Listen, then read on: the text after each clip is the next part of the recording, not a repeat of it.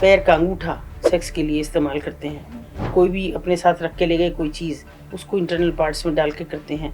मतलब उनको सेक्स नहीं करना, उनको कमज़ोर पे ताकत की आज़माइश करनी है। और तब भी कोई लड़की अगर नहीं तैयार है किसी भी तरह से, तो उनके इंस्टेंट है ना, चूना डालने के लिए, मिर्ची डालने के लिए, कोई भी ऐसा प्रेस डालने के लिए, चाहे वो लकड़ी हो, कुछ और हो, तो उसके प्राइवेट पार्ट्स में डाल सकते हैं, तो उसको कितना डीज कर सकते हैं।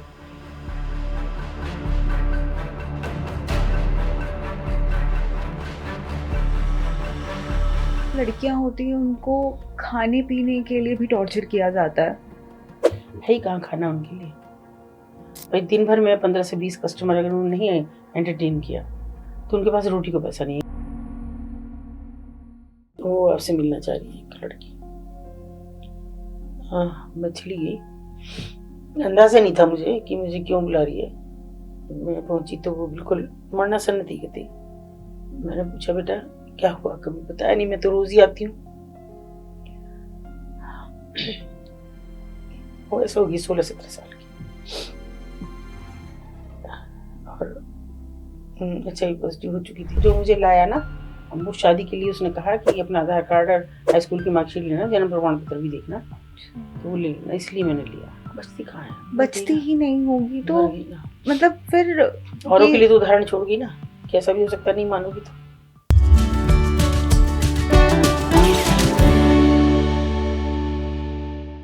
तो आज की हमारी गेस्ट हैं फाउंडर ऑफ संकल्प फाउंडेशन अतुल शर्मा, जो सेक्स वर्कर्स को रेस्क्यू करती हैं और उनकी लाइफ को बेटर बनाने में मदद करती हैं। आज हम उनसे जानेंगे कि ये सब स्टार्ट कैसे होता है, आखिर लड़कियां ऐसे ट्रैप में फंस कैसे जाती हैं और उनको रेस्क्यू करना इतना डिफिकल्ट क्यों होता है, और क्या सेक्स वर्क को लीगलाइज करना इस प्रॉब्लम का सॉल्यूशन बन सकता है। नमस्कार मैम, स्टेट मिरर के अनफिल्टर्ड अड्डा में, स्टेट मिरर के पॉडकास्ट में आपका बहुत स्वागत है। और सबसे पहले मैं आपको अप्रिशिएट करना चाहती हूँ आपके काम के लिए। Thank you. और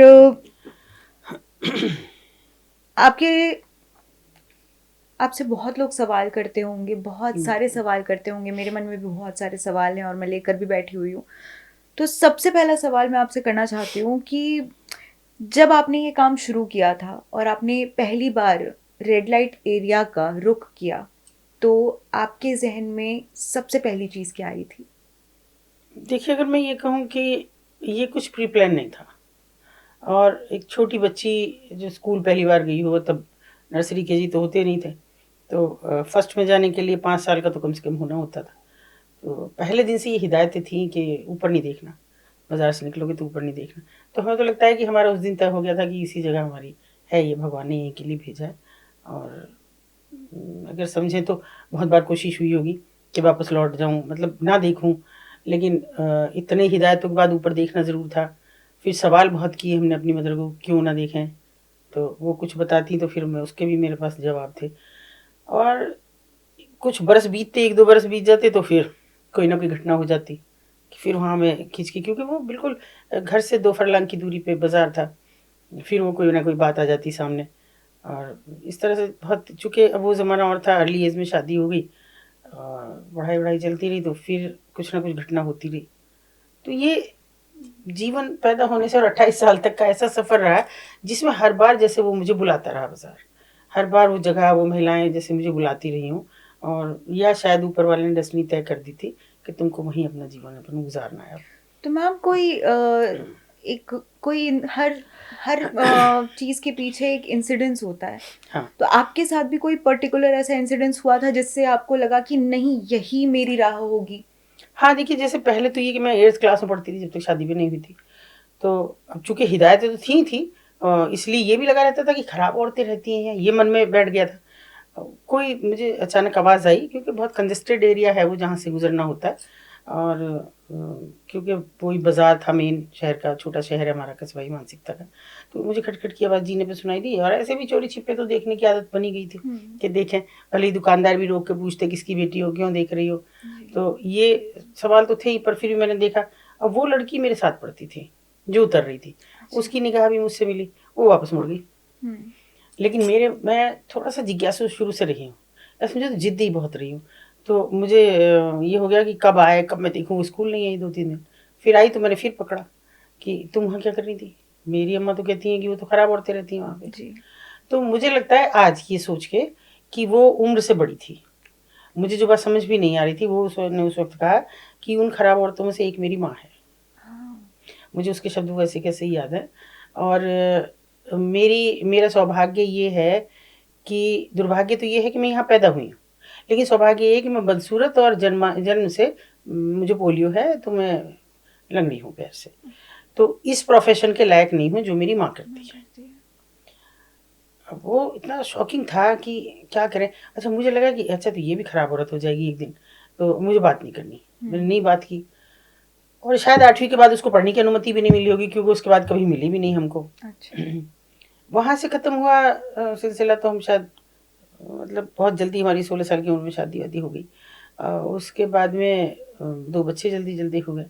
18 साल की हमारी उम्र थी तब हमारा बेटा हुआ और हमारे पड़ोस में एक महिला रहने आई। बेसिकली हम लोग देहात से, मेरा मायका भी और ससुराल भी। भले ही हम शहर में रहते हैं, शहर भी वो कोई बहुत बड़ी मानसिकता का नहीं, कस्बाई मानसिकता का शहर है हमारा। तो वो पड़ोस में रहने आई एक महिला और वो बेचारी थोड़ा काम-वाम के लिए कहने लगी। तो हमारे मदर इन लॉ ने उसको वहीं पास में ना कुछ मज़दूर एक फैक्ट्री में रहते थे, उनका खाना बनाने पे लगा दिया और बड़ी खूबसूरत सी औरत थी। 35-36 साल की रही होगी। तो वो अक्सर हमारा भी 1-2 बच्चे को खिलाना और इससे बहुत ज़्यादा लगाव उसको हो गया था। तो इसको खिलाती-विलाती थी पार्ट टाइम जब भी उसको समय मिलता। मुझे भी थोड़ा फुर्सत मिल गई थी कि अच्छा है बच्चे को बच्चे हो जाएँ तो उसको कितना खिलाने की हाँ, आदत होती चाहिए। है। तो वो ही करती थी सारा काम और बच्चे से बहुत ज़्यादा लगाव भी उसको हो गया था। फिर ये ऐसे ही इसी लगाव के बीच में एक दिन उसने मुझे मेरी उम्र को समझे बिना कि मैं 18 साल की हूँ, वो 35-36 साल की है और उसने मुझे ये बात बताई कि देखो मैं ना मैंने पूछा कि तुम्हारे घर से भी कोई नहीं आता मायके-वायके से? तो उसने कहा मेरा कोई मायका नहीं है। मैंने कहा क्यों है नहीं कोई? बोली नहीं हैं तो सब और पता नहीं अब और भी कोई हो गए होंगे मेरे। मैं एक पुलिस वाले की बेटी थी और मेरे फादर की किसी से रंजिश होगी, तो 8-9 साल की उम्र में मुझको उठा लिया। प्रॉपर उसको एज याद नहीं, कभी 5-6 साल की थी, कभी 7-8 साल की थी। तो मैंने कहा फिर? बोली फिर तो मैं कभी वापस ही नहीं गई। और मेरी उस समय इतनी समझ नहीं थी विकसित कि मुझे ये पता था कि केवल खराब औरतें यहीं रहती हैं मेरठ में। अच्छा। और कहीं है ही नहीं। और रेड लाइट एरिया जैसी कोई चीज़ मैं जानती नहीं थी। मैं सोचती थी बस ये कबाड़ी बाज़ार है और यहीं खराब औरतें रहती हैं दुनिया भर की। ये मेरठ को ऐसा कैसा कलंक है ये। फिर उसने सब बताया कि मैं ऐसे-ऐसे वहाँ गई और फिर एक दिन उम्मीद तो ये रही कभी कोई आएगा, मुझे निकाल देगा, मैं घरवालों से मिलूँगी। फिर एक दिन हुआ भगवान ने शायद मेरी सुन ली और हमारे गाँव के कोई आए और मैंने उनको वो पैसे दे के मेरे पास अंदर आए जब, मैंने उनसे कहा चाचा जी मैं उनकी बेटी हूँ। चाचा जी करके संबोधित किया कि मैं उनकी बेटी हूँ। तो उन्होंने मान लिया थोड़ी देर की सारी पूछताछ के बाद कि हाँ, उनकी बेटी हो तुम।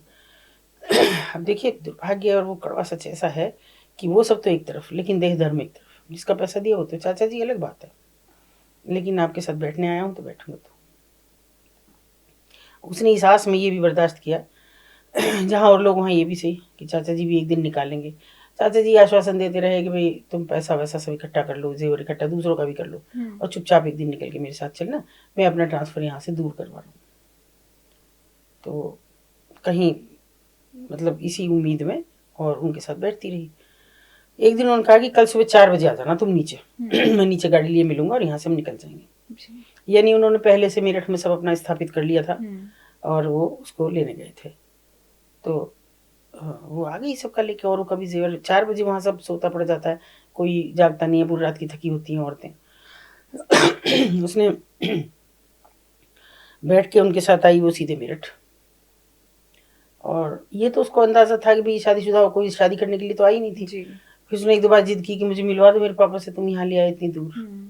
तो वो कुछ नहीं, उसके उनके बेटे थे जवान, वो भी आके मारते, बीवी भी मारती और एक दिन सब सामान-वामान करके वो थे रिटायरमेंट के नज़दीक। 1 आध साल उन्होंने रखा इसको और सब लूट-लाट के वो रिटायर होके चले गए। अब देखिए जैसे मैं हर किसी को कहती हूँ कि कोई व्यक्तिगत तौर पे किसी को आप ऐसा नहीं कह सकते कि ये ऐसा आदमी ये ट्रैफ़िकर हो सकता है। ट्रैफ़िकर आपके इर्द-गिर्द भी है। नरपिशाच आपके बिल्कुल पड़ोस में भी हैं। तो ऐसे में कोई लड़का उसको आइडेंटिफ़ाई करता है और कहता है कि तुम्हारा वो तो पति था नहीं, तुमको छोड़ के चला गया और देखो मेरी शादी भी नहीं हुई, मैं तुमसे शादी कर लूँगा। मतलब गिल्ट दे के हाँ ये कर लूँगा। हाँ तो बेचारी वो तैयार हो गई और उसने लाके हमारे पड़ोस में कमरा लेके उसको रखा। आता वो भी नहीं था, उसी की कमाई पे जिंदा था। वो झाड़ू पोछा बर्तन करती, यानी उसने सुधरने का हर काम किया। झाड़ू पोछा लगाया, बर्तन मांजे, खाना बनाया मजदूरों का और अपनी जीविका चलाती रही। वो पति भी खाता रहा। कुछ दिन बाद पता लगा कि उसने जाके शादी कर ली कहीं और 2 बहनों से एक साथ शादी की। अब वो भी रिश्ता खत्म हुआ। हालांकि मैं आप सब पॉडकास्टर को धन्यवाद देती हूँ इस बात के लिए कि उन्हीं सज्जन के जरिए मुझे ये पता लगा कि मतलब वो अब दुनिया में नहीं रही। तो मुझे ये हुआ कि भाई मैं तो अब क्या बताऊं। मैंने फिर घर में जिद की, थोड़ा लाडली बहू भी थी, पहली थी और उम्र भी कम थी, तो थोड़ी जिद मान ली कि चलो मिलवा देते हैं, कोई बात। मैंने ये नहीं बताया कि ये ऐसे ऐसे कि बचपन में खो गई थी, इसे घर याद है, दिलवा। गए वहाँ पे और मिले सब लोग, बात भी हुई। इतनी ज़्यादा हुई बातें कि रोए धोए भी सब कुछ हुआ, लेकिन अल्टीमेटली मुंह फेर के बोले हम नहीं रख पाएंगे। तो मैंने, वही मेरा जिद्दी स्वभाव था थोड़ा। मैंने कहा क्यों नहीं रखेंगे, इसने क्या कर दिया भाई। ये अपनी मर्जी से शादी करके कहीं गई होती तो चलो आप इसे डिस्कार्ड करते, लेकिन ये तो परिस्थिति की सताई हुई है, आप इसे रखो। बोले ना ना। हमने कहा हम बताएंगे ना, हमारे साथ जुड़ कहेंगे हमारे साथ रह रही थी, आप घर बताया ना, हम रखेंगे नहीं। और वो चले गए। अब हमारे पास भी कुछ नहीं था, लेकिन मैं टारगेट थी। अब मेरे घर वालों ने जो मुझे वहाँ से लताड़ना शुरू किया है तो घर तक लताड़ा। फिर तुम यहाँ लाई हो मैं, और क्या करा है, और बताया नहीं कि ये ऐसी जगह से आई है औरत, वहाँ जाके खुला। और वो पूरी रात महाभारत चलती रही, घर में बहस होती रही क्या होगा, क्योंकि उनको आगाम ही दिख रहा था। मेरे देवर थे, नन थी, कि उनकी शादियां भी होनी है और ये स्टिग्मा लग गया तो कैसे शादी होंगी, कैसे क्या होगा। और फिर ये हुआ कि वो सुन रही थी वो भी। हम तो गिल्ट में बैठे थे कि हमको तो सुबह पता नहीं हमारे साथ क्या क्या होना है, हो सकता है हमारे घर खबर पहुंचाई जाए कि हमने क्या क्या किया है। तो वो चली गई कहीं, जो सब देखा सब जगह ढूंढा, नहीं मिली वो। तो थोड़ा सुकून हुआ मुझे ये लगा कि अरे चलो भला छुट्टी, कहाँ मैं, मुझे तो घर वाले निकाल के ही दम लेते। अब चली गई, कोई बात नहीं, सब ठीक ठाक चल रहा था। 1 साल बाद आती है वो लगभग, और उस दिन भाई दूज का दिन था। वो मेरे बच्चे को गोविंदा बुलाने लगी थी। तो उसने आगे कहा कि मैं एक अच्छे सजी धजी थी ठीक ठाक, और बड़ा फल वल मिठाई उठाई लेके आई। हमने कहा भाई बोले मुझे गोविंदा को दिखा दो एक बार, मुझे इसे टीका करना। मैंने कहा पहले ये बताओ कि तुम कहाँ थी, ये तो तुमने इतना जेवर पहन रखा है ना, चाहे नकली है असली मुझे नहीं मालूम, लेकिन फल वल सब चीज़ें कहाँ से लाई, तुम्हारे पास तो कुछ नहीं था। तो बोली देखो ना तो मेरे घर वालों ने रखा न तुम्हारे घर वाले, मैं तुम्हारे घर रह नहीं सकती थी कि मैं तुम पे कोई आँच नहीं आने देना चाहती थी, और जहाँ से आई वहाँ चली गई। अच्छा, तो मैंने कहा भाई फिर तो मैं नहीं, तुम्हारा ना मैं गोविंदा को दिखाऊंगी और ना मैं तुम्हें इसमें कुछ करने दूंगी, तुम जाओ यहाँ से, सब सामान उठाओ और जाओ। बहुत मिन्नत की, मैंने कहा नहीं मुझे नहीं। फिर वो चली गई। और चूँकि हम ऊपर थे तो सामने दरवाजे, पुराने घर जैसे होते हैं, बाहर दरवाज़ा हो, आंगन बीच में, दरवाजे पे जाके वो पलटी एक बार। तो मुझे लगा कि उसकी आंखों में बहुत सारे आंसू, बहुत सारी शिकायतें हैं चेहरे पर पता नहीं क्यों मुझे कोई मतलब गिल्ट तो हुआ कि गलत कर रही हूँ मैं, लेकिन फिर अपना डर लगा कि मेरा क्या होगा, मेरे तो घर खबर हो गई तो मुझे तो घर वाले भी नहीं रखेंगे और ये भी निकाल के बाहर कर देंगे। तो मैंने वो मुंह फेर लिया उससे। मगर वो जो अपराध बोध था ना, वो फांस की तरह गड़ गया। और वो आखिरी घटना थी जिसने मुझे वहाँ लाने के लिए, वहाँ ला के खड़ा कर दिया। बरस बीत गए, देवरों की शादियाँ हो गई, फिर सास ससुर भी गुजर गए। तो मुझे लगा कि अब मैं मुक्त हो गई थोड़ी, अब मुझ पर कोई ऐसी बंदिश नहीं रही। एक दिन मैंने बड़ी हिम्मत करके अपने हस्बैंड को पूछा, और सरल स्वभाव के व्यक्ति थे, तो मैंने कहा एक बार उसको ढूंढूं। मैंने एक बार तो पूछा किसको, मैंने कहा उसको, तो हंस पड़े, बोले वहाँ ढूंढोगी बाजार में। मैंने कहा हाँ, जब जूते खा के आओ ना उनके और पिटाई हो जाए तुम्हारी, मुझसे मत रोना यहाँ के, जाओ ढूंढ लो। उन्होंने सोचा मैं ये पूछ रही है, मैंने कह दिया ये जाएगी तो है नहीं, लेकिन मैं तो चली गई। और देखिए वो पहला मौका ऐसा था, मतलब कुछ ऐसी घटनाएं सर जो मुझे कभी भूलती नहीं है। जैसे मैं गई तो हमारे पड़ोस का एक रिक्शा वाला खड़ा था, मैं उसे देख के ठिठकी थोड़ा, वो उसने भी मुझे यूं करके देखा, फिर मैंने सब झटक के मैं चली गई ऊपर। और अब ये समझ लो इतने बरस बीत गए, वो रिक्शा वाला आज भी वहीं है, और कभी कभी मेरे यहाँ मतलब कुछ सामान डालने आता है, जैसे जी। कोई सीमेंट की बोरी या कलचूरी, हमारे हम्म। जानवरों का भी काम है। तो वो डालने आता है, तो ना वो कोई सवाल करता है ना मैं करती इतने 32 सालों में। हालांकि वो भी जानता है। तो इस बार मैंने पहली बार उससे कहा कि तू मुझे जानता है? तो उसने मुझे कहा, अरे भाभी तुम्हें कौन नहीं जानता। तो मैंने कहा कुछ और भी याद है? तो छोड़ो उस बात को। पर जब मैंने कुछ बुरा सोचा था, वो मुझे, अब वो भी हमारी उम्र का हो रहा जी है, जी। हम भी उसकी उम्र के। हाँ। तो ये एक ऐसी घटना थी जो मुझे वहाँ खींच के ले गई। और 2-3 साल ऐसे गुजरे मेरे, हर जगह मैंने झाड़ खाई, गालियाँ खाई। बहुतों ने ये कहा कि यहीं बैठ जा एक दिन, कोई रोज रोज आती है, कमाई भी होगी तेरी। कुछ ने रोक के ये भी कहा, उम्र दराज थी, अरे तू भले घर की बेटी है, भले घर की बहू है, काहे यहाँ आती है। मैंने कहा मुझे पढ़ाना है इन बच्चों को, ये घूमते रहते हैं ऐसे ही। लेकिन मैं पढ़ाने का मटेरियल है ही नहीं। मैं, जी। मेरा किसी को पढ़ाने में कोई इंटरेस्ट नहीं। कहती पढ़ूँ, मैं आज तक भी पढ़ती हूँ, मेरा वैसे कोई इंटरेस्ट नहीं। फिर भी मैंने कहा मुझे तो शर्त ये रखी गई कि हमारा बच्चा हमारे कमरे में, दूसरे का बच्चा दूसरे कमरे में। तो आप हर जगह जाओ, ये मेरे यहाँ नहीं आएगा कोई, क्योंकि ये बिजनेस राइवलरी थी, जी। एक दूसरे की बातें ना चली जाए बच्चे के हाँ जरिए। हाँ। मुझे वो रास्ता दिखा और फिर मैं हर कमरे पे गई। लेकिन मुझे इन 2 सालों में ऐसा लगा कि मैं कर क्या रही हूँ। उस जैसी तो मुझे हज़ारों दिख रही हैं। एक को भी निकालूँगी तो शायद मेरे मन को शांति मिले, क्योंकि कहीं से भी मैं लौट ही नहीं पा रही थी। बहुत बार मुझे उन्होंने कहा भी, अरे छोड़ो ना, वो नहीं मिल रही तो कितना ढूँढोगी, रोज़ जाती हो। अच्छी बात ये रही इसमें इसका कि मुझे कभी किसी ने, या तो छोटा शहर होने की वजह से या कैसे भी, कभी किसी ने उँगली नहीं उठाई। दुकानदारों का भी नीचे सपोर्ट रहता था, सब आस-पास के थे कि उनकी बेटी है, ध्यान रखना, ऊपर गई है तो कुछ कर ही रही होगी। और बस वो फिर एक हमारे थोड़े रिश्ते में ससुर जैसे लगते थे, तो उन्होंने मुझे कहा, बेटा वहाँ रोज़ जाती है, किसी दिन कुछ गड़बड़ हो गई तो ठीक नहीं होगा, तो ऐसा कर, और किसी एडमिनिस्ट्रेशन के चक्कर में फँस गई तो बहुत बुरा हो जाएगा। ऐसा कर एक संस्था बना ले। और सच कहूँ तो मुझे नहीं पता संस्था क्या चीज़ होती है।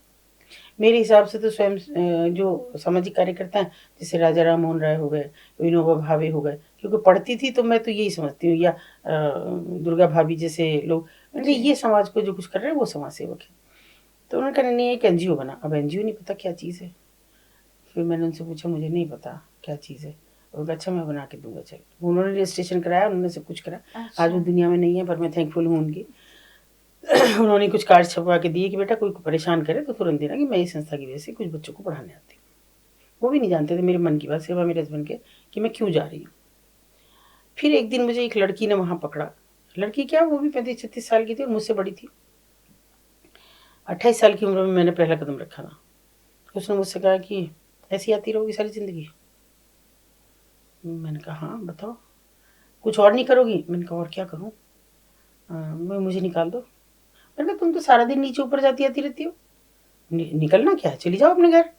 मुझे कुछ वहाँ की हकीकत ये नहीं पता थी कि क्या हो रहा है। मतलब आपको ग्राउंड रियलिटी बिल्कुल मुझे भी कुछ आइडिया नहीं, नहीं कुछ नहीं, था। मैं तो जाती बैठती बच्चे को पढ़ाने बैठ जाती, इधर उधर निगाह मारती कि वो मुझे दिख जाए, नहीं दिख रही तो अपने घर आ गई। और कुछ था ही नहीं मेरे सामने, सब बिल्कुल अंधकार में था जैसे। फिर उसने कहा कि धीरे धीरे उसने बताना शुरू किया, मुझे निकाल दो। कहा कैसे बताओ?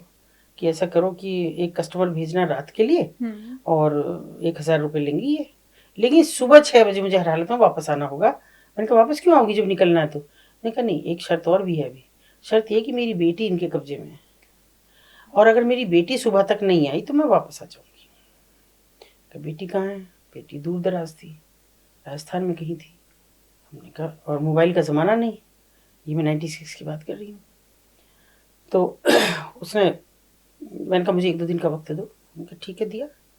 मैंने तमाम अधिकारियों को खंगाला, इधर उधर, कोई नहीं जानता था मैं क्या कर रही हूँ, कौन हूँ, कुछ नहीं। फिर मैंने कहा सर एक लड़की निकलना चाहती है, कुछ अधिकारी थे, थोड़ी सी मदद चाहिए। वो बताइए क्या चाहिए? मैंने कहा सर वो उसकी बेटी उनके कब्जे में है, वो लानी है सुबह तक। कहाँ से? हाँ, वो भी हैरान, और इतनी दूर से सुबह तक कैसे आ जाएगी? कि सर मुझे नहीं मालूम, आपके पास संसाधन है, आप फ़ोन कर सकते हैं वहाँ के लोकल एडमिनिस्ट्रेशन को, वो उस बच्ची को कब्जे में ले सकते हैं। वो लड़की एकदम बोली कि नहीं नहीं, वो कब्जे में लिया तो फिर उसको लेते ही तो यहाँ सचेत हो जाएंगी, यहाँ खबर आ जाएगी कि बच्ची को ले गए, तो फिर तो मैं मर जाऊँगी, जी मार देंगे, ये मेरी बेटी को मार देंगे वहाँ वहाँ से ले जाके कहीं और। तो मैंने कहा अब तुम क्यों निकलना चाहती हो, इतने बरस यहाँ हो गए। 12 साल की बेटी बोली, 2 साल है मेरी बेटी के, वो भी यहीं छज्जे पे झांकने लगेगी, मैं वो नहीं चाहती। अच्छा, खैर वो पूरी रात हम लोगों की बिल्कुल ऐसे आंखों में कटी, वहीं बैठे रहे हम सरकारी दफ्तर में, अधिकारी भी बैठे रहे। और 6 बजते उसने कहा मैं जाऊंगी वापस। कि थोड़ा और को बोले ना ना मेरी लड़की को खतरा हो जाएगा। फिर उसने बताया कि भाई लड़की तो ले ली है और रास्ते में है, तो पहुंच ही रहे हैं, अब बीच में कम्युनिकेशन नहीं हो सकता। वहां से चलती बार फोन आ गया कि लड़की को ले लिया। उधर से खबरें आने लगी कि वो मुकदमा लिखाने चली गई कि मेरी लड़की का अपहरण कर लिया। औरतें जो वहाँ की हैं, तो जो अधिकारी हमारे साथ थे उन्होंने कहा कि आप काहे घबरा रही, हम तो यहाँ बैठे ना, मुकदमा कैसे थोड़ी लिखा जाएगा, हम हैं यहाँ। थोड़ा मन को सुकून मिला। खैर 7 बजे वो बच्ची आ गई और वो पहला दिन था जब मुझे लगा कि मैंने उसके प्रति जो अपराध किया उसमें जरा सी थोड़ी सी मुझे सुकून मिला और एक रास्ता खुला। मुझे लगा जैसे सब कुछ खुल गया कि एक को क्या निकाल रही हूँ मैं, यहाँ तो ऐसी सैकड़ों उस जैसी। आपको हाँ, वो किरण जो आप ढूंढ बस रही थी आपको वो वहां मिली, वो मिली। बस वो पहली बार मुझे। और उसके बाद तो और सिलसिला उसके बाद चलता सिलसिला चलता रहा। मैम जैसा कि आपने बताया कि मैं बच्चों के बारे में बात करती रहा। हूँ हाँ कि हाँ, आपने अभी तक जीबी रोड हो गया, रेड लाइट एरिया जितने भी जितने हैं, भी, हाँ। वहां पर बच्चों का जो बचपन एक बोला जाता है वो कैसा है? बहुत खराब है। लड़कियां हैं तो उनको जानबूझ के, जैसी समझ विकसित हो 4 या 5 साल की, उनको वहाँ बिठा के रखा जाता है कि वो देखें माँ क्या करने जा रही है। वो एक आदमी के साथ अंदर जा रही है, फिर अंदर अंदर में कोई कमरा तो है नहीं, तो पर्दे डले हुए हैं, पर्दा उघाड़ के देखने में भी उसको कोई मनाही नहीं है। वो चली जाए अपनी माँ के पीछे पीछे देखे कि क्या हो रहा है।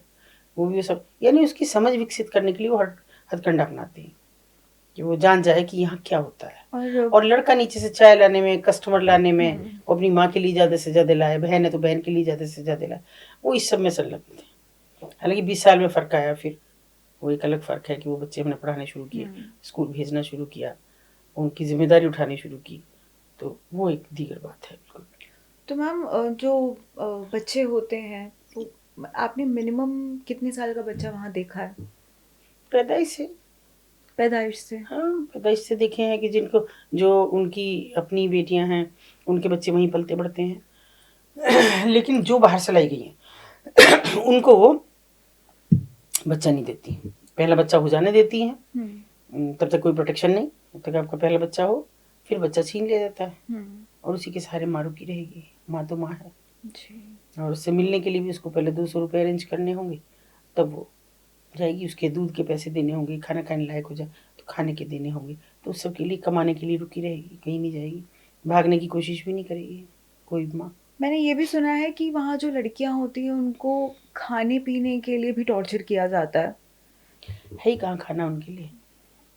भाई दिन भर में 15 से 20 कस्टमर अगर उन्होंने नहीं एंटरटेन किया तो उनके पास रोटी को पैसा नहीं है, क्योंकि उसमें से पहले पुलिस का चला जाएगा, किसी और अधिकारी है 1-2 उनका चला जाएगा, फिर पिम्स का चला जाएगा, फिर कोटा ओनर अलग है, कोटा मालकिन अलग है, उनका चला जाएगा, और भी हैं जो कस्टमर को लेके आए तो उनको अलग देना पड़ जाएगा। मतलब बहुत सारी विधा होते होते दिन भर के वो 2-2,500 रुपये वो खर्च हो जाते हैं। और अगर लड़की खरीदी गई है तो उसके खरीदने का भी उसको उतारना है, मैं ब्याज के जितने में खरीदी गई है वो ब्याज भी देगी, जब तक ब्याज चल रहा है चक्रवृद्धि लगता रहेगा, नहीं तो अगर नहीं दे पाई है तो जैसे मान ली 1 लाख रुपया है तो मूल का 200 रुपया रोज दे रही है, 500 रुपया रोज दे रही है, लेकिन बाकी जो बचा है उस पर उसको ब्याज भी देना है, तो ब्याज भी देती है।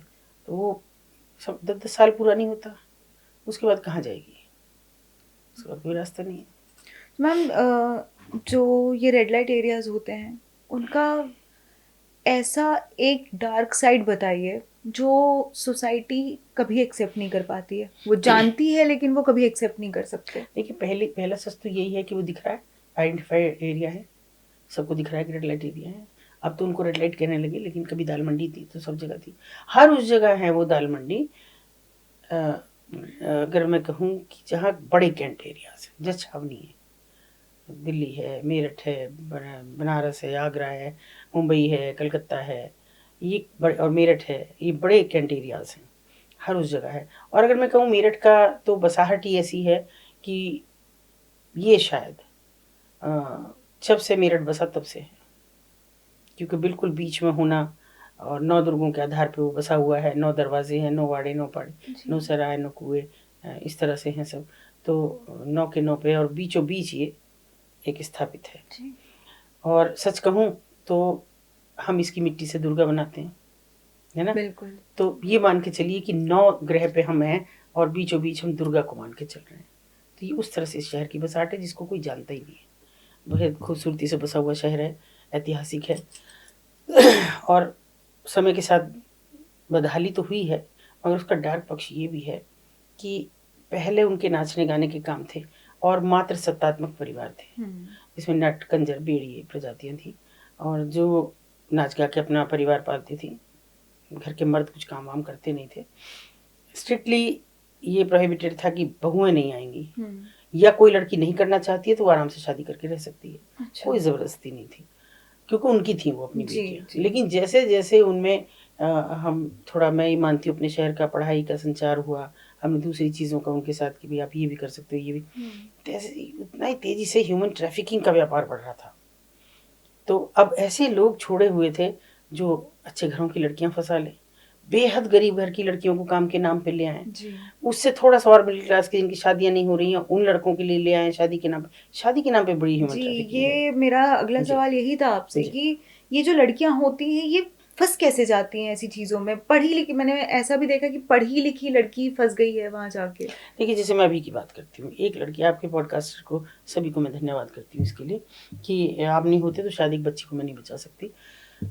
किसी बच्ची का मुझे 2-3 महीने पहले फ़ोन आया, ये 1 साल से चल रहे हैं सारे पॉडकास्ट। तो उसका फ़ोन आया कि आप ऐसी बात कर रही हैं कि किसी को निकालती भी हैं। मैंने कहा बेटा अब ये मैं तुम्हें कैसे साबित करूँ, तुम कहाँ हो, मैं मिल के बता सकती हूँ कि नहीं। बोली मैं बहुत दूर हूँ और मुझे निकलना हो तो। मैंने कहा बताओ कहाँ हो। मैं सोनागाछी में। तो सोनागाछी में कैसे और कहाँ की हो? कि दिल्ली की हूँ। मैंने कहा फिर क्या एज होगी? बोले 15, मैं 16 साल की हो जाऊंगी इस बार दिसंबर में। मैंने कहा तो फिर बेटा मैं क्यों यकीन करूं कि तुम सोनागाछी में हो और तुम बात कर रही हो मुझसे, तो मैं क्यों यकीन करूं। जी। तो उसने कहा ठीक है मैं यकीन दिलाती हूँ। उसने मुझे अपनी फ़ोटो भेजी, आधार कार्ड भेजा, मार्कशीट भेजी हाई स्कूल की। उसके बाद उन एरियाज़ की फ़ोटो करके खुद के साथ सेल्फी ले गए, ये जगह ये जगह। मैंने कहा ये मार्कशीट और आधार कार्ड कहाँ से, मैं फिर तो क्यों वहाँ यकीन। फोन्स वगैरह?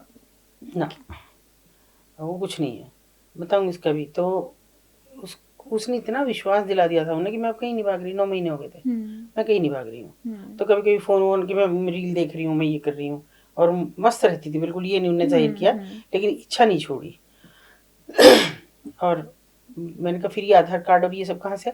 बोले ये तो जो मुझे लाया ना, हम वो शादी के लिए उसने कहा कि अपना आधार कार्ड और हाई स्कूल की मार्कशीट लेना, जन्म प्रमाण पत्र भी देखना। अच्छा। तो वो ले लेना, इसलिए मैंने लिया और ये आपको भेज रही हूँ। और इतनी खूबसूरत लड़की है, मैं आपको दिखाऊंगी इसकी फ़ोटो। और बहुत मैसेज उसने मुझे किए और जब लगातार करती रही तो मुझे लग गया कि अब और ज़्यादा परखना भी ठीक नहीं है। और मैं यहाँ आप लोगों के ज़रिए ये भी धन्यवाद करना चाहती हूँ, जहाँ मैं तमाम एडमिनिस्ट्रेशन को अपोज करती हूँ और सब कुछ, लेकिन ऐसे में आशा की किरण अभी है कि जैसे GRP है, RPF है, रेलवे प्रोटेक्शन फोर्स है, RP, सैल्यूट है उन्हें, वो हमेशा साथ देते हैं। ऐसे में मैंने बिना कुछ किए केवल वहाँ इनका GRP का मदद लिया और सीधे लड़की को दिल्ली लाए। उन्होंने कहा कि देखिए हम सिविल में नहीं जा सकते एरिया में, आप उसको कहो कैसे भी स्टेशन आ जाए हावड़ा। तो ठीक है, मैं उन्हें भी आजमाई रही थी क्योंकि हम एक मीटिंग के दौरान मिले थे कुछ अधिकारियों को, तो उन्होंने कहा था कभी आजमा के देख लेना मैडम। मैंने उस बच्ची से कहा बेटा किसी भी तरह हावड़ा जा सकती हो? बोली आज? मैंने आज, कल, परसों, 1 दिन में, 10 दिन में, जब तुम हो, लेकिन शर्त एक है कि उससे पहले मुझे बताओगी कि आज जा रही हूँ, ताकि मैं सचेत कर सकूँ। बोले नहीं आपको आना होगा। हाँ, मैंने कहा मैं ही आ रही हूँ, छोड़। ऐसे मैंने बस उसको आश्वासन दिया। मैं जा नहीं रही थी, मुझे उन पर पूरा भरोसा था। तो उसने एक दिन मुझे कहा कि 4 बजे फ़ोन किया कि मैं निकल रही हूँ। ठीक है, मैंने तुरंत वहाँ पर फ़ोन किया, मैंने कहा सर वो निकलेगी अब। तो उनका चिंता नहीं, सारे फ़ोन हमारे जितने कैमराज अलर्ट हैं और हम सब अलर्ट हैं। लड़की उन्होंने अपनी कस्टडी में ली और उसको ट्रेन में बिठाया। कोई भी जो मौजूदा उस समय जा रही थी किसी ने बिठाया, और जैसे उन्होंने अपने स्टाफ को किया होगा कि आगे ये ट्रेन में बिठाना, दूसरी जगह जाके ये ट्रेन में, इस तरह से वो हमें बताती भी रही। लखनऊ, मैं लखनऊ कहाँ पहुँच गई? बोले मुझे नहीं पता कैसे पहुँच गई, पर बस मुझे दिल्ली आऊँगी मैं, 1 बजे का है कि बता दो। 1 बजे, और 1 बजे उसे उसकी फैमिली ने दिल्ली से ली। तो मैं सभी को धन्यवाद दे रही हूँ कि आप लोग नहीं होते तो एक बच्ची को मैं नहीं बचा सकती। उनकी फैमिली ने उन्हें एक्सेप्ट हाँ बिल्कुल, उनको पता था, उनको हम बता चुके थे, इसे इन 2-3 महीने की कन्वर्सेशन के बीच बता चुके थे कि ये बच्ची की हालत है, वो अपने आप नहीं कहीं चली गई है, उसको इस तरह फंसाया के ले आ गया। और वो जो उस लड़की की फ़ोटो भेजी, हट्टा-कट्टा एकदम, और क्योंकि ये सब जिम करके और बड़ा स्टाइलिश बन के ऐसी लड़कियों को फंसाते हैं। जी। और छोटे घर की जो बिल्कुल गरीब हैं उनको ये काम के नाम पे फंसाते हैं। बोले यहाँ क्या रखा है, दिल्ली में काम है, वहाँ लेके चलेंगे। ये स्थिति है इसकी। अब मेरा अगला सवाल आपसे ये है कि वहाँ का जो माहौल है, रेड लाइट एरिया का जो माहौल है, वहाँ का मतलब आप कैसे डिस्क्राइब करेंगे उसको? डर, मजबूरी, किस तरीके से? देखो, सबसे पहला तो वो कहते हैं ना कि भय भी ना हो न प्रीति। जब तक डराया नहीं जाएगा तो वो आपके कब्जे में नहीं है। डराएंगे तभी वो आपके कब्जे में आएंगे। तो जो भी साम दाम दंड भेद अपनाया जा सकता है उस धंधे में तैयार करने के लिए सब होता है। मान लो हमारे यहाँ कहावत है कि बेटी को डराना हो तो बहू को डांट दो, नहीं सॉरी, बहू को डराना हो तो बेटी को डांटो डांट कस के। दो। वो वहाँ है कि किसी दूसरी लड़की से वो चाहे झूठ कर रहे हो जो पहले से ट्रेंड हो चुकी है, वो अंदर कमरे में से चीख रही है, चिल्ला रही है, कोई कस्टमर उसके साथ है, तो वो सब उसको सुनने के लिए मजबूर किया जाता है कि यहीं बैठे रहो। बाद में वो आएगी तो इस हालत में आएगी जैसे बिल्कुल वो तो मर गई और क्या हो गया, जबकि वो अभ्यस्त है। और तब भी कोई लड़की अगर नहीं तैयार है किसी भी तरह से तो उनके मुस्टंडे हैं ना, चूना डालने के लिए, मिर्ची डालने के लिए, कोई भी ऐसा प्रेस डालने के लिए, चाहे वो लकड़ी हो कुछ और हो जो उसके प्राइवेट पार्ट्स में डाल सकते हैं, जो उसको कितना टीज कर सकते हैं।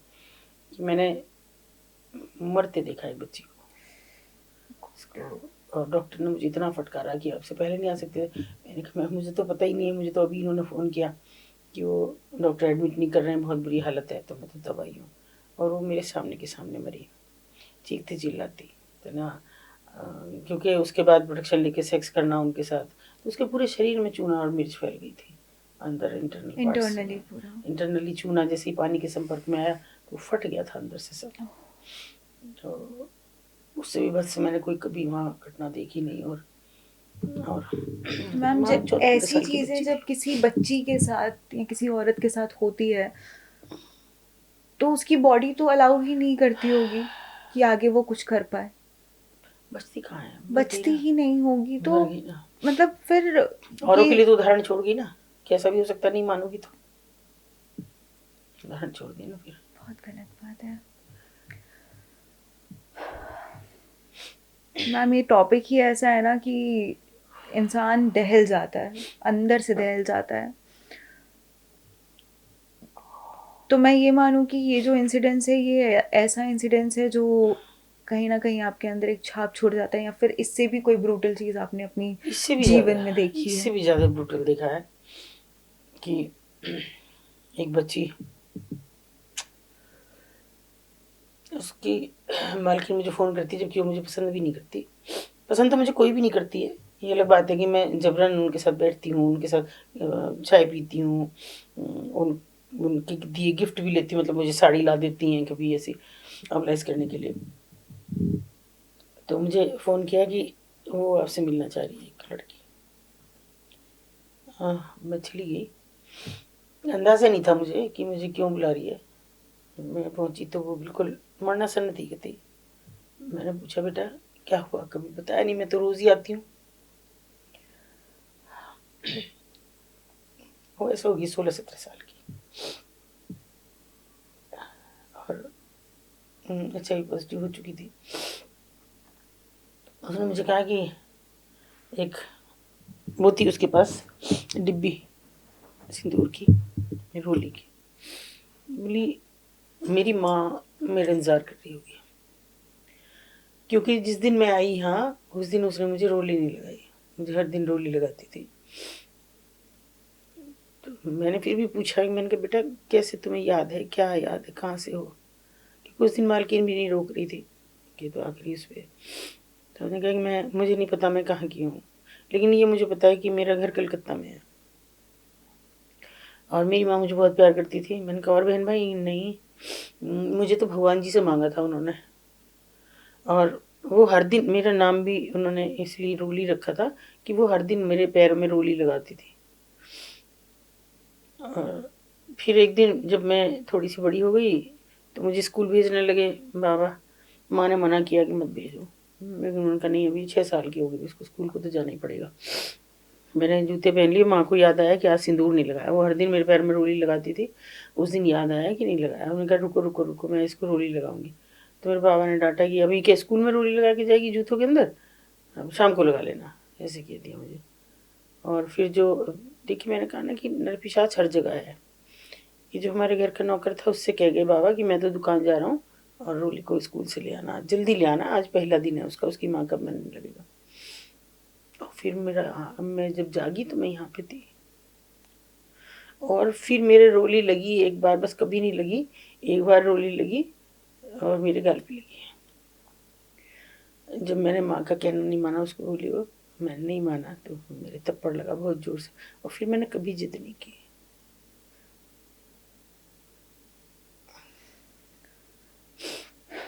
मैम फिर वो बेसिकली एड्स का शिकार हो गई थी वहाँ पर। हाँ, तो मैम ऐसे जो चीज़ें होती हैं वहाँ पर, जैसे एड्स की बीमारी, और अब नहीं वहाँ है, लड़कियों को अब नहीं है जो प्रोटेक्शन, अब तो है स्ट्रिक्टली ये सब है कि भाई हमने कहा मना कर दो, कोई कस्टमर नहीं मिलता है पैसा भूखे रह जाना, मत जाने दो किसी कस्टमर को अपने पास, मत आने दो, ऐसे तो नहीं है ऐसा। तो मैम पहले के और अभी में हम बहुत डिफरेंस देखें तो जो लड़कियां हैं अब जो वहाँ लड़कियां हैं वो अपनी, अब खैर अपनी खुशी से तो वहाँ कोई नहीं वहाँ रहता, अपनी मर्जी से रेड लाइट एरिया में कोई नहीं जाता। पर जो ये दलदल है, हाँ, दलदल ही बोलते हैं। और आपने एक और चीज़ मेंशन की पहले कि वहाँ की मिट्टी से हम माँ दुर्गा की मूर्ति बनाते हैं, लेकिन कहीं ना कहीं उन लड़कियों को गंदी लड़कियाँ बोला जाता है। बिल्कुल। तो ये जो डबल स्टैंडर्ड्स हैं लोगों के, उस कहाँ पे नहीं है, कहाँ नहीं है।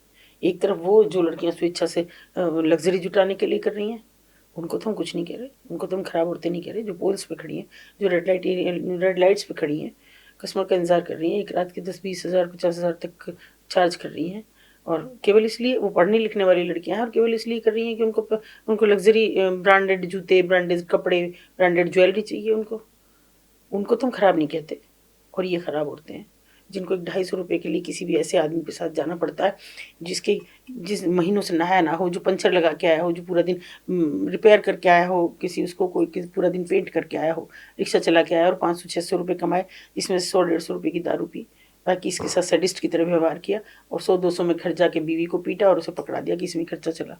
वो लोग हैं, ये एक ऐसा जीवन चक्र है जिसको आप, जो हम समाज दुनिया जो देखना ही नहीं चाहती, कि वो उस जगह जी रही हैं जो जीते जी नर्क है, जिस नर्क में हमारे पास कोई ऑप्शन नहीं है कि वहाँ खाना वहाँ खा रहे हैं जहाँ लोग वहीं थूक रहे हैं गुटखा के, वहीं यूज्ड कंडोम फेंक रहे हैं, वहीं आप वो खाना क्या, वो केवल पेट भर रही हैं, उनको कोई टेस्ट का पता नहीं है, हमको कौन सी चीज़ अच्छी लग रही है, हम मना कर सकते हैं कि ये नहीं खाना, ये खाना नहीं कर रहे हम, और वो जी रही हैं, क्योंकि जीने, उनके पास मरने का भी ऑप्शन नहीं है कि वो अपना जान दे दें, इसका भी ऑप्शन नहीं है उनके पास, तो कैसे, और फिर भी हम उन्हें खराब औरतें कहते हैं। अभी मेरे यहाँ परसों हुआ है कि 21 लड़कियां और एक कस्टमर, आपने छापा मार के, छापा मारना क्या होता है, अब किसी के घर पे कैसे छापा मार सकते हैं, वो उनके घर हैं, कोई लड़की निकलना चाहती है उसको निकालो, उसकी काउंसलिंग करो, उसको रोजगार दिलाओ, उन्हें भी हटाओ, उनको रोजगार दिलाओ, उनका पुनर्वास करो, ये कौन सा भेड़ बकरी की तरह से उसमें ठूसा, मैंने बहुत अपोज कर रखा है मोबाइल पे भी उसको, उनको सबको मैं लिख रही हूँ, मीडिया भी मेरा उसमें बहुत साथ दे रहा है, तो लेकिन पता नहीं हमारा, हम शायद अंदर से मर गए हैं, हमारी भावनाएं मर गई हैं, हम विश्व गुरु होने का दावा कर रहे हैं, और मैं कह रही हूँ ठेंगे पे है ऐसा विश्व गुरु। बेटी बचाओ बेटी पढ़ाओ लिखा देखा है, ट्रकों के पीछे लिखा रहता है, और कहीं लिखा देखा है, उन्हीं ट्रकों में लड़कियां गायब हो जाती हैं, उन्हीं सब्जी के ट्रक में, लगेज के ट्रक में, और लड़कियां एक स्टेट से दूसरे स्टेट पार हो जाती हैं, एक यहाँ से नेपाल, नेपाल से यहाँ आ जाती हैं वही लड़कियां। तो मैम ये आपका इस बारे में क्या कहना है कि ये जो ट्रैफिकिंग होती है उसमें क्या आपको लगता है नेताओं और बड़े अधिकारियों का भी हाथ देखो होता है? देखो क्योंकि ऐसा है, किसी स्टेट से या फिर किसी दूसरे देश से इधर से उधर लड़कियां करना आसान नहीं हो सकता। देखो कहते हैं ना, मैं एक बात पूरे सोसाइटी को कह रही हूँ, पूरी सरकार को कह रही हूँ, कि हमारे यहाँ कवि हुए हैं, उन्होंने कहा दुष्यंत त्यागी जी ने कि समर शेष है नहीं पाप का भागी केवल व्याध, जो तटस्थ हैं जो मौन है समय लिखेगा उनका भी उतना ही अपराध। ऐसा नहीं है कि इससे कोई बच जाएगा, वो भी तड़पेंगे एक दिन, उनके भी घरों में कुछ ना कुछ होगा, जो ये देख के भी आप बेटी बचाओ बेटी पढ़ाओ लिख रहे हैं, लेकिन आपको पता है कि बेटियां कैसे बच रही हैं, कौन सी बेटियां हैं वो, और ये किसकी बेटियां हैं फिर, ये भारत की बेटियां नहीं हैं।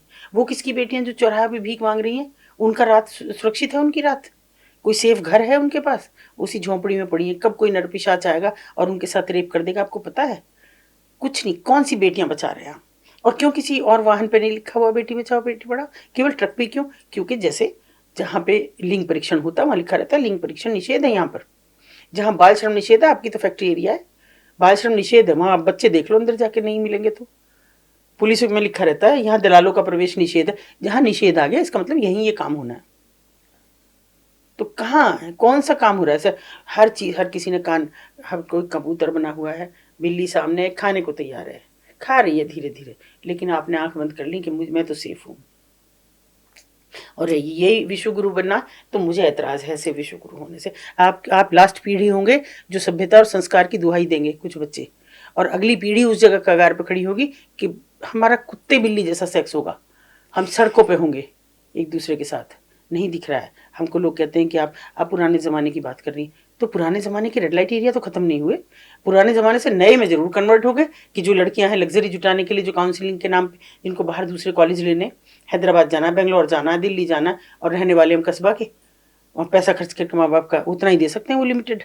बाकी हम लग्जरी जुटा लेंगे अपने आप। लड़के जिगोलो बन रहे हैं, लड़कियां खुद से कॉल गर्ल बन रही हैं। क्या है ये? और उससे भी बुरा बताऊं, ये पॉडकास्ट होने के बाद ऐसे ऐसे नरपिशाच लड़के हैं जो मुझे कॉल करके, मुझे उस पर इंस्टा पे पूछते हैं क्या मैं जिगोलो बन सकता हूँ, मुझे कोई लिंक दे सकती हैं? क्या मैं कॉल बॉय बन सकता हूँ, मुझे कोई लिंक दे सकती हैं? कैसे सुधरेगा? कैसे कान बंद करके आप विदेशों की केवल यात्राएं कर करके वहां बड़ी बड़ी बात मंच पे कह के और आप विश्व गुरु बन सकते हैं? जबकि आपके घर में वो अदम गौंडवी साहब बरसों बरस पहले चले गए, हमारे 100 साल पहले कह के चले गए कि जिस देश की बेटियां आज भी बेबस हैं, नाशाद है, दिल पर रखकर हाथ ये कहिए, देश क्या आज़ाद है? जब हमारी बेटियां वहां फंसी हुई हैं, जिनकी जो अंदर की चीख है किसी को सुनाई नहीं दे रही, आपके दिल तक नहीं पहुंच रही, कान तक तो तब पहुंचेगी। तो फिर कौन सी बेटियां हैं वो? फिर आप कौन सी पर्टिकुलर बेटियों को बचाने की बात कर रहे हैं? बेटी बचाओ बेटी पढ़ाओ, कौन सी बेटियों को? आप लखपति दीदियां बनाते हैं। एक मैं स्वयं सहायता समूह उनका नहीं बना सकी, कोशिश कर करके थक गई, लोगों से कह के थक गई, कोई सुनवाई नहीं। जब मैं एडमिशन कराने जाती हूँ ना, तो मैं नहीं जाती, क्योंकि मेरा लुक, मेरे बाल सब पहचान कराते हैं कि ये उनका बच्चा लाई होंगी, चाहे मैं किसी का अपना ही बच्चा लेके गई हूँ। मुझे दूसरे भेजने पड़ते हैं। वो कहते हैं कि आप अगर बच्चे का एडमिशन कराएंगे तो दूसरे पेरेंट्स से निकाल लेंगे कि ये तो सेक्स वर्कर्स के बच्चे हैं। तो आप कौन सी बेटियों को बचाने की बात कर रहे हैं?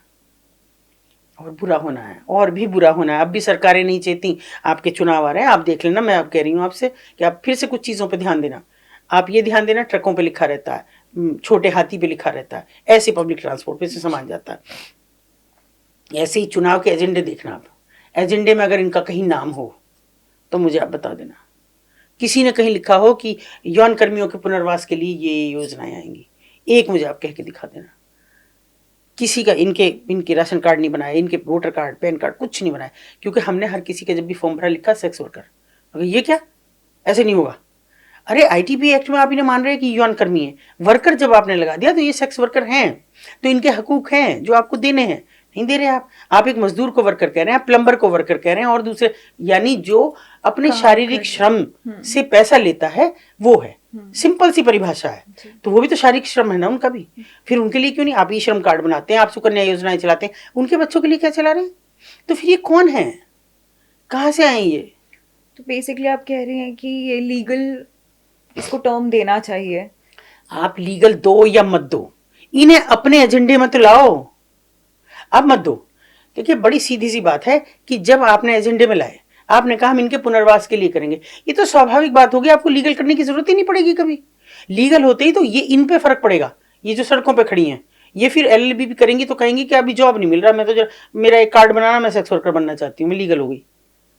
सर मैम, बट ये जो लीगल का टैग है वो, जैसे जिन देशों में हाँ। ये काम लीगल है, वहाँ का जो क्राइम रेट है वो अराउंड 3% है, और जहाँ पर ये चीज़ इलीगल है वहाँ का 11% है। तो मतलब हाँ, इस पे illegal। भी बैंकॉक में कह रही हो, थाईलैंड में कह रही हो, लीगल है वहाँ लीगल का परिभाषा जानोगी? अब मैं तुम्हें ये बताती हूँ। मेरे पास एक बच्ची आती है, और चुप बैठ रहती, बड़ी बेचैन सी। मैंने उससे पूछा बेटा कुछ कहना है? हालांकि वो इतनी छोटी नहीं थी, 25-26 साल की लड़की थी। हाँ। अलग में बात करोगी? हाँ। मैंने उनको स्टाफ को बाहर भेजा। मैंने कहा हाँ बेटा बताओ।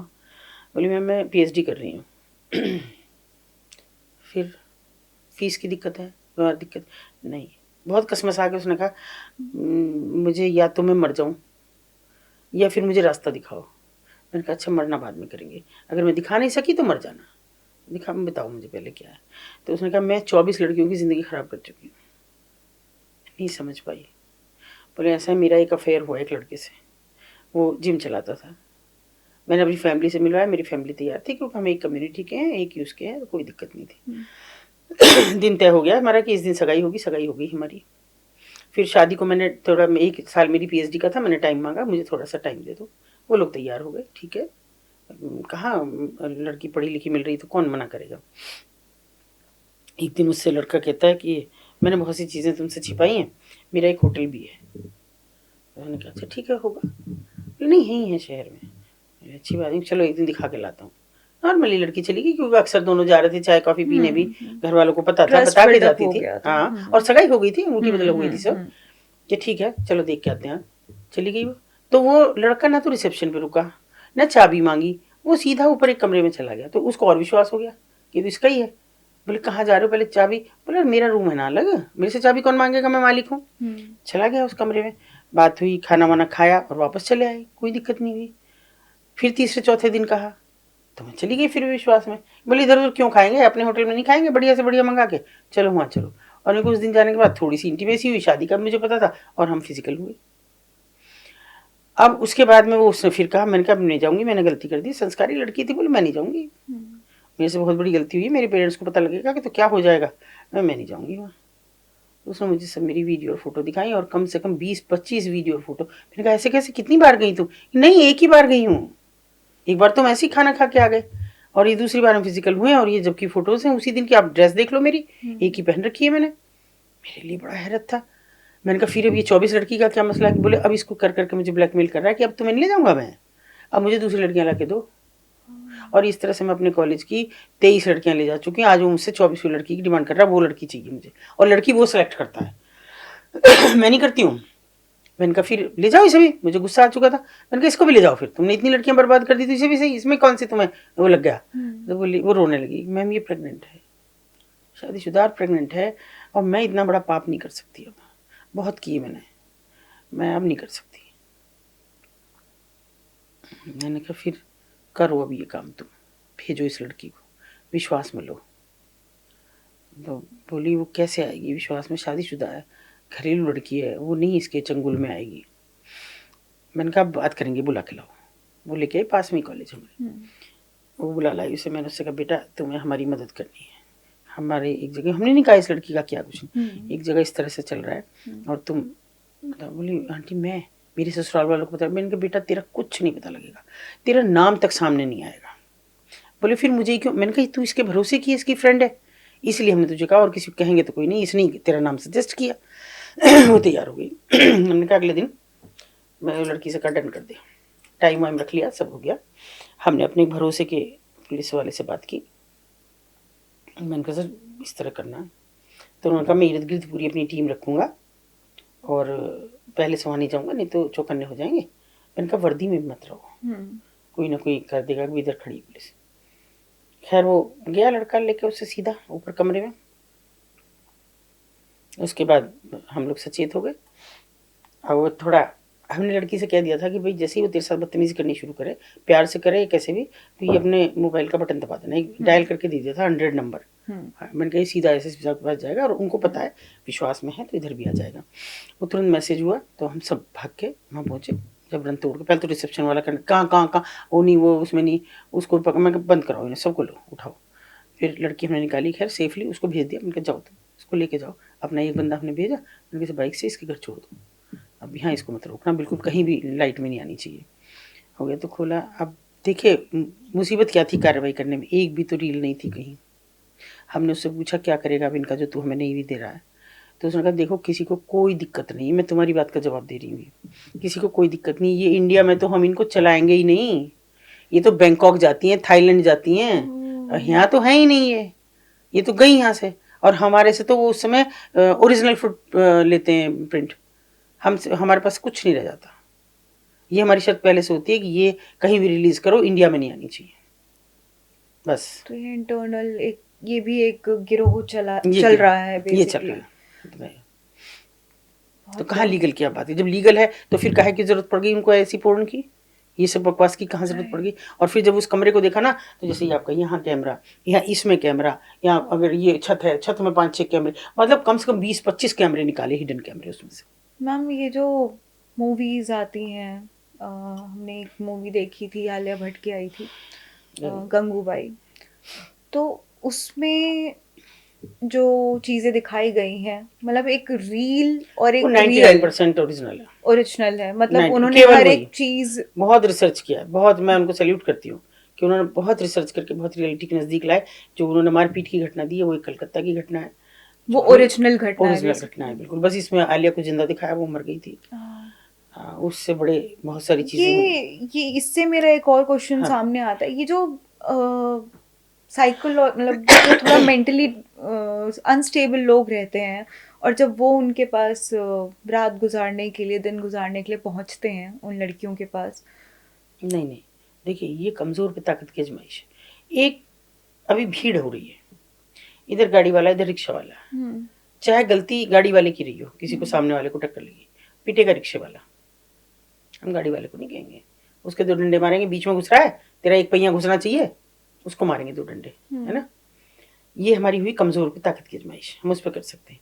अब वो किस पे करेगा, उसके पास तो कुछ नहीं है। या तो घर जाके बीवी को पीटे, बीवी की लिमिट है, वो पुलिस में भी जा सकती है, चाहे गरीब हो या अमीर हो। तो अब सबसे कमजोर कड़ी है वो, चले जाओ वहां वो जो दिन भर की फ्रस्ट्रेशन है वहां निकाल के आ जाऊंगा मैं। और वो हद से ज्यादा निकालते हैं, पैर का अंगूठा सेक्स के लिए इस्तेमाल करते हैं, कोई भी अपने साथ रख के ले गए कोई चीज, उसको इंटरनल पार्ट्स में डाल के करते हैं। मतलब उनको सेक्स नहीं करना, उनको कमजोर पे ताकत की आजमाइश करनी है एकदम। जो जितनी ताकत तुम यहाँ दिखा सकते हो वो घर में नहीं दिखा सकते, बीवी के साथ नहीं कर सकते आप ये सब। तो वो लोग सैडिस्ट हैं, वो जिनको उनकी चीखें सुनने में प्लेजर है, अल्टीमेट प्लेजर। और अगर वो बोलती नहीं है, मतलब कुछ आवाज नहीं कर रही, चीख भी नहीं रही, तो वो लात मार के बाहर निकालेंगे, दूसरी लड़की भेज, ये साली ठंडी दे दी मुझे, इसका क्या करूंगा। क्योंकि ऐसी तो उसकी बीवी है जो विरोध नहीं करती, मार ले तू, ज्यादा ज्यादा मारेगा ही, जो चाहे करता रहे, पड़ी हूं मैं। उनको आवाज भी करनी है, उनको ऐसा एक्ट भी दिखाना है कि मुझे बहुत तेरे साथ, तू बहुत बड़ा मर्द है, मुझे बहुत तेरे साथ अच्छा लग रहा है। ये भी उनकी ये सेटिस्फैक्शन भी उनको चाहिए होता है। तो ये सडिस्ट है वो, इनको उन पे ताकत की आजमाइश करके वो अपने आप को मर्द बन के बाहर निकलते हैं कि देखा हमने कैसे उसको ये किया। ऐसे ऐसे लोग हैं 60 साल के जिनके उसकी सेक्स करना नहीं है, वो कुछ भी करते हैं, हाथ डालेंगे, पैर डालेंगे, कुछ भी करते हैं। ये क्या सेक्स करना है, ये उन पे केवल अपने अहम को संतुष्ट करना है। वो कहीं बाहर पीट के आए मगर वहां पीटेंगे उनको, वो टारगेट बनती है। अगर चिल्लाएंगी नहीं तो मारेंगे भी उनको। मैम अभी तक आपने कितनी लड़कियों को बचाया है? कलकत्ता वाली बच्ची को लगा के 562 लड़कियां। ये और मैम सबसे ज्यादा चैलेंज किस चीज में आता है जब आप ऐसा कोई, मतलब आप अपना ऑपरेशन के लिए जब जाती हैं, जब आप प्लान करती हैं हर एक चीज, तो सबसे ज्यादा डिफिकल्टी कब आती है आपको? तो मैं प्लान तो लगभग 3-4 महीने मुझे एक रेड को, एक रेड नहीं, एक रेस्क्यू को प्लान करने में मुझे लग जाते हैं। क्योंकि उस लड़की के साथ आई कांटेक्ट करना, जस्ट थेरेपी उसके साथ करना, उसको गले से लगाना, कभी हाथ हथेली बीचना, ये सब, और मालकिन की नज़र ना पड़े, और उसको पूरी तरह तैयार करना, और ये आश्वस्त करना कि हम तुम्हारे साथ हैं, अगर बाहर निकलोगी तो बेहतर ज़िंदगी जी पाओगी। इस सब में हमको 2-3 महीने लग जाते हैं एक लड़की में। आई कांटेक्ट इसलिए कि कौन लड़की है हमको कैसे पता जो निकलना चाहती है। वहाँ तो सब नील हैं जिनके चेहरे बिल्कुल एकदम नावाकुल, ब्रेन वॉश्ड है वो, क्योंकि इतना उनको डर, वो हर बात में ऐसे देखेंगी, ऐसे पूछेंगी, तो वो उससे भी बच के हमको करना होता है। तो वो 3-4 महीने उसमें लग जाते हैं, और फिर हम डेट फिक्स कर दिए, हमने आ जाएंगे अच्छे उस दिन निकालते हैं। तो देखिए, ना तो हम पुलिस को खबर करते हैं, बड़ी स्पष्ट बात है, मुझे 50 मुकदमे हुए रहा, मुझे फर्क नहीं पड़ता। और मीडिया ने, थैंक्स टू मीडिया, मुझे हमेशा साथ दिया मेरा, आज तक भी देते हैं। और कोई भी बात हो तो मुझे तुरंत फ़ोन करके पूछते हैं कि दीदी ये काम ऐसे होना तो कैसे करेंगे। मेरा बहुत साथ दिया, हमेशा उन्हें लेके मैं एक को खबर करती हूँ, बाकी सब अपने आप कर लेते हैं। और वो रहते हैं तो पुलिस कुछ कर नहीं पाती फिर, वरना पहले से खबर चली जाए उस कोठे पे कि आज तुम्हारे यहाँ रेड है, तुम्हारे यहाँ से लड़की निकालेंगी वो। और उसके बाद तो हम भाई जो लीगल प्रोसेस है उसको फॉलो करते हैं। लीगल प्रोसेस में चली जाती है। अब तो एंटी ह्यूमन ट्रैफिकिंग थाने हो गए, उनमें चली गई, नारी निकेतन चली गई। कुछ की हमने शादियाँ भी कराई जब तक ये सब नहीं थे, शादियाँ कराई। और उनका 2-3 साल तक फॉलोअप करते हैं। जो विदेशी हैं, जैसे नेपाल की लड़की हैं, तो उनको नेपाली एनजीओ के साथ हम टाई अप रखते हैं। बीएसएफ है, बॉर्डर सिक्योरिटी फोर्स है वहाँ पे, उनके साथ करते हैं। तो उनको बॉर्डर पार करा के उनको हैंड ओवर करते हैं। तो चैलेंज मुझे कभी ऐसा लगा नहीं, इक्का दुक्का को छोड़ के कि थोड़ा सा मारपीट तो वो करती ही हैं, बदतमीज़ी भी करती हैं, गाली गलौज भी करती हैं, वो तो एक दीगर बात है। लेकिन मैं तो अगले दिन फिर जाके बैठती हूँ। अगर कल चाय नहीं पिलाई, कल तो गाली देने में रह गई, आज चल चाय मंगा ले। बाद में वो फिर आ गई तो मेरे आज फिर लड़की निकालो। अरे मैं कहा अभी ना निकालूंगी, जब नहीं आएगी तब निकालूंगी, तू चाय ला, छोड़ पड़े। ये तो उनको पता है कि ये तुम्हें नुकसान नहीं करती कुछ भी। मैम ये जो दलाल होते हैं उनके खिलाफ कोई कार्रवाई क्यों नहीं होती है? मतलब सबूत देखिए, ही नहीं। लोग बात नहीं करना चाहते, ये तो बहुत बड़ी प्रॉब्लम है कि रेड लाइट एरिया की बात, जीबी रोड हो गया, लोग ऐसे सुन के फैसिनेट कर हाँ लेते हाँ, हैं। बस बस। फैसिनेट हाँ करेंगे हाँ, वो बस अच्छे बस से, बस। लेकिन कोई खुल के बात नहीं करना चाहता, कोई स्टैंड नहीं लेना चाहता। और ये जो दलाल हैं, आपको सामने दिख भी रहा होगा, पर उनके खिलाफ क्यों वो डर है सबके पहली अंदर? बात तो सबूत नहीं, दलाल थोड़ी सेक्स कर रहा था, उसने दे दिया लड़की को। अब उसके प्रोटेक्शन, उसके भागने ना देने की, ये सब जिम्मेदारी उसकी, वो नीचे रह के भी उनको अंजाम देता है। और दूसरी बात यह है कि अगर दलाल का कभी किया भी, जैसे हमने एक ही बार एक दलाल के खिलाफ मुकदमा लिखा है, क्योंकि लड़की ने उसको आइडेंटिफाई किया। एक शनाख्त परेड करा दी हमने पुलिस से कि करा दो, अगर तुम हमें झूठ बता रहे हो तो सारे अपने पुलिस वाले बुला लो। और लड़की ने हाथ उठा दिया एक पुलिस वाले की तरफ, हमने मुकदमा लिखा दिया और साथ में उसको भी नामजद करा कि भाई ये लाया था इस लड़की को। अगले दिन हम पे मुकदमा हुआ एब्डक्शन का, जान से मारने की धमकी देने का। और वो हम सारे तो हमारे खत्म हो गए, वो नहीं हो रहा, हम नहीं कर रहे उसे। मैं जाती नहीं तारीख पे, मैंने कहा तारीख लगाते रहो, हमारे वकील साहब कहते भी करो। मैंने कहा नहीं नहीं, मरते दम तक ही रहना चाहिए, पता तो लगे लोगों को कि कितनी बदहाली है। कि आप एक किसी, वो कितने प्रभावशाली लोग हैं जो हम जैसे जो उनसे टकराने के लिए बैठे और उनको कैसे धराशायी करने की कोशिश करते हैं, पर मैं होती नहीं, मार देने की। मैम मैं एक आखिरी सवाल आपसे हाँ। करूंगी। पहले के टाइम में जब आपने ये काम शुरू किया था, आपने फाउंडेशन बनाने से पहले और अब में, क्योंकि पहले के टाइम पे पढ़ाई लिखाई में उनको वहाँ सपोर्ट से नहीं थी। कुछ सपोर्ट नहीं था, मतलब कुछ डिफरेंस आया है वहाँ पर? देखिए पहला डिफरेंस तो यही है कि भाई हमने जिद करके या कैसे भी उनके बच्चे पढ़ाने शुरू किए। बच्चे पढ़ रहे हैं, अच्छे से पढ़ रहे हैं। लोग आते हैं मदद के लिए कि नहीं हम करना चाहते हैं ना, इनके लिए? ना कोई अभी नहीं भी आता। कोई स्टैंड नहीं? नहीं कोई नहीं। हाँ, पॉडकास्ट के बाद कुछ लोगों ने मुझे कहा है और कुछ लोगों ने भेजे भी हैं। जैसे कैसे भेजे, देखो सुनो, वो भी एक बड़ी मेरे लिए बहुत मतलब दिल से लगने वाली बात है। एक बच्चा कोई ट्यूशन पढ़ाता, मुझे 30 रुपये रोज भेजता है, अभी आपको फ़ोन में दिखाऊंगी। बहुत मना करने के बाद भी, बेटा मत भेज, तू अपनी पढ़ाई पूरी कर। नहीं माना, नहीं। एक लड़की है जो लॉ कर रही है और बहुत गरीब घर की है, अपने खर्चे के लिए पार्लर में काम कर रही है, उसके बाद भी मुझे 150 रुपये रोज भेजती है। उसमें से अपनी जो एक आईब्रो बनाने का उसने वादा किया हुआ है, जिस दिन उसके पास नहीं होता काम उस दिन वो नहीं भेजती, अगले दिन 300 रुपये भेजती है, लाख मरना करने के बाद। एक बच्चा और ट्यूशन पढ़ाता है, वो मुझे हर रोज़ 50 रुपये, कभी 70 रुपये ये भेजता है। ये मेरे लिए बहुत बड़ी बात है और इतनी अप्रिशिएटिंग है कि मुझे लगता है कि जो कुछ मैंने शायद खोया कम है, पाया ज़्यादा है। तो वो मेरे लिए बहुत बड़ी बात है। मुझे ज़रूरत नहीं है किसी के पैसे की। लेकिन ऐसे भी हैं कुछ, अभी एक मैडम है कनाडा से, वो भी आ भी रही हैं 17 को, स्पेशली हम लोग मिल भी रहे हैं। वो मुझे मेरे एक बच्चे को स्पॉन्सर किया है उन्होंने। और मतलब एक और हैं, कहाँ से हैं वो, ऑस्ट्रेलिया का, एक पॉडकास्टर भी हैं, उन्होंने मेरे एक बच्चे को स्पॉन्सर किया है। हालांकि बहुत बड़ी रकम नहीं है वो, लेकिन फिर भी जितना भी कर रहे हैं वो एक बच्चे को स्पॉन्सर कर रहे हैं, मेरे लिए तो बहुत बड़ी बात है कि मैं उनकी जिम्मेदारी। और दूसरा, जो हमारे बच्चे पढ़ लिए और कामयाब हो गए, जैसे 2 बच्चे बहन भाई दुबई में, वो हमारे दूसरे बच्चों को स्पॉन्सर करते हैं। एक बच्ची बैंक में हो गई है, वो हमारे बच्चों को स्पॉन्सर करती है। जो भी उनसे बन पाता है वो करते हैं। और मेरा यही अल्टीमेट लक्ष्य है कि मेरे तो बच्चे पढ़ जाएं उनके, मुझे और कुछ नहीं चाहिए। तो मैम ये जो जीबी रोड की कहानी है, रेड लाइट एरिया की कहानी है, इन औरतों की जो कहानी है, वो क्या कभी इस मुकाम पे पहुंचेगी कि उनको एक हैप्पी एंडिंग मिले? हरगिज़ नहीं, बिल्कुल भी नहीं। मैं ऐसी कोई उम्मीद नहीं पालती कि जो हो ना सके, बिल्कुल भी नहीं। क्योंकि नराधम लोग तो हमारे बीच में ही है ना। अब उनकी बेटियां थोड़ी हो तो पढ़ लिख के काबिल होकर शादी कर रही हैं। अब तो हमारी बेटियां हैं जो लक्ष्य हैं। वो तो कहती है तुमने तो पढ़ाई हमारी, अब पढ़ रही हैं, पढ़ने दो। अब तुम्हारे समाज के लोग तो लेके आते हैं हमारे यहाँ, हम क्या कर सकते हैं इसमें। तो बाजार तो कभी नहीं बंद होने देंगे ये। और फिर क्यों हो बाजार बंद, वो तो 200-250 रुपए में मर रही है ना, तिल तिल करके। और जो लग्जरी जुटाने के लिए पोल्स पे खड़ी हैं, रेड लाइट्स पे खड़ी हैं।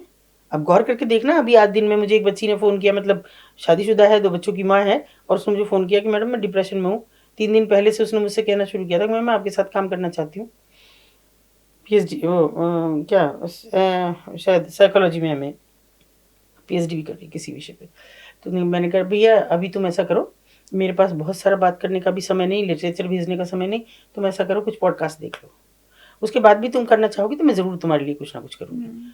और मैंने कहा मेरे पास पैसा नहीं है, मेरा पैसा सिर्फ उनके लिए है।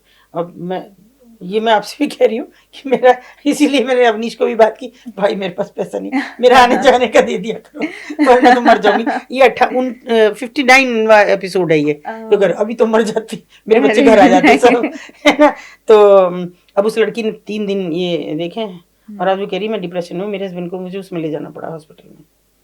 मुझे बताओ मैं क्या करूं। मैंने कहा बेटा आज से लिखना शुरू कर दो, जो महसूस करो। बोले ये पक्ष मैंने देखा नहीं था, मेरे पड़ोस में बच्ची है, ये कब शिकार हो जाए। मैं देख रही हूँ कि पोल्स पे दिखा के लाए, मुझे एक जगह का नाम लिया उसने, वहाँ पे दिखा के लाए कि देखो ये लड़कियाँ खड़ी हैं। मैंने कहा थैंक्स है तुम्हारे हस्बैंड को, ये जो तुम्हें इतना सपोर्ट कर रहा है। और मैंने कहा बेटा इसको बस कागज़ पे उतार लो, अनकट उतार दो, एडिट में कर दूंगी और डालना शुरू करो, तुम्हारे लिए बहुत बड़ा मेरे लिए काम हो जाएगा। ये एक दस्तावेज बन जाएगा जो मुझे मेरे जाने के बाद भी लोगों को काम आएगा। जी। तो थोड़ा सा रिलैक्स है। लेकिन कह रही कि मैं रो रही हूँ लगातार और मुझसे कुछ नहीं हो पा रहा है। मैंने कहा बेटा आप मत देख, आप बहुत देख लिए बस, इसके बाद नहीं। तो अच्छा एक परिवर्तन ये तो आ रहा है, लेकिन वो नहीं कभी खत्म होगा, कभी भी नहीं। करना होगा। मैंने कहा ना कि आपकी आखिरी पीढ़ी है, वो एरियाज चल रहे हैं तो अलग बात है, लेकिन जो स्वेच्छा से कर रहे हैं वो खड़े हैं, तो अगली पीढ़ी को देखने के लिए कुछ भी नहीं बचेगा, कुछ भी नहीं बचेगा। हमारी संस्कृति हम कहते हैं ना विश्व गुरु बन गए, हम ठेंगे पे बन गए विश्व गुरु। आपकी संस्कृति रसातल में चली गई, सभ्यता के नाम पे आपका कोई नाम लेने वाला नहीं था।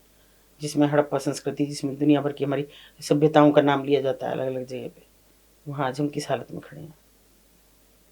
जहाँ इस्कॉन इतना बड़ा मंदिर बनाता है विदेशी लोग मिलके, जहाँ इस्कॉन का एक एक बंदा कृष्ण भक्ति में डूब के गाता है, वृंदावन भरा पड़ा उन लोगों से, और एक हमारी बच्चियाँ पोल्स पे खड़ी हैं। रोक लो, जैसी बच्ची है वैसी की वैसी बचा लो ये दुनिया, बस इतना मेरा आप लोगों के ज़रिए है ये अनुरोध। बचा सको तो बचा लो, वरना हम तो जाती ज़िंदगी, हमारे बाद ये अध्याय ख़त्म हो जाना। Thank you so much ma'am, आपने बहुत एक डार्क रियलिटी से हमें रूबरू करवाया है। हमें हमारे जो दर्शक हैं उन्हें भी ये जानना बहुत ज़रूरी है, इस बारे में बात करना बहुत ज़रूरी है। मैं फिर से आपका बहुत बहुत धन्यवाद करती हूँ। और फिर मैं अनुरोध ज़रूर करूँगी कि मैं रहूँ न रहूँ, एक बच्चे को स्पॉन्सर ज़रूर करें, और हर किसी से आप भी अनुरोध करें, मेरे एक बच्चे को करेंगे, और उस बच्चे की पूरी डिटेल हम भेजते हैं जी, ताकि आप बात भी करें, फ़ोन नंबर भी देते हैं जी, उनकी बात करा देते हैं बच्चों से, वो सब